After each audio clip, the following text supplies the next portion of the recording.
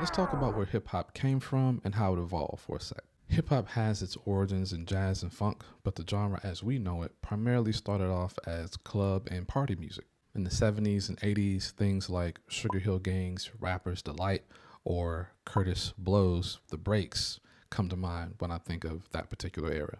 Things took a more violent turn as we went from the late 80s, 90s, and then into the 2000s, but it wasn't entirely about violence for the sake of violence. There were still a great deal of storytelling in the music. I think of things like Goody Mob's Cell Therapy or Shook One's Part 2 by Mobb Deep, where they're just talking about life in the hood, what it's like, how they're trying to survive, and just the things that go on. It was much more authentic, saying, this is who I am, this is where I live, as opposed to, I'm just gonna unalive you if you do X, Y, and Z. But yes, of course, if we are completely honest, again, there were also tracks that were violent. Things like Tupac's Hit 'Em Up or Biggie's Give Me the Loot were violent tracks that were just violent. More lighthearted tracks like Soulja Boy's Crank That and the New Boys, You're a Jerk, came out in the mid 2000s, I think, as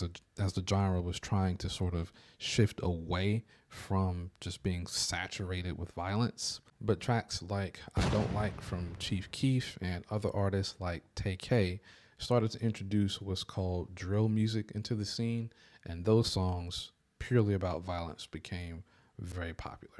You combine this resurgence of violence with the fact that a lot of rappers don't really do what they talk about or what they rap about, and you have this concoction for what seems like a loss of identity for hip hop.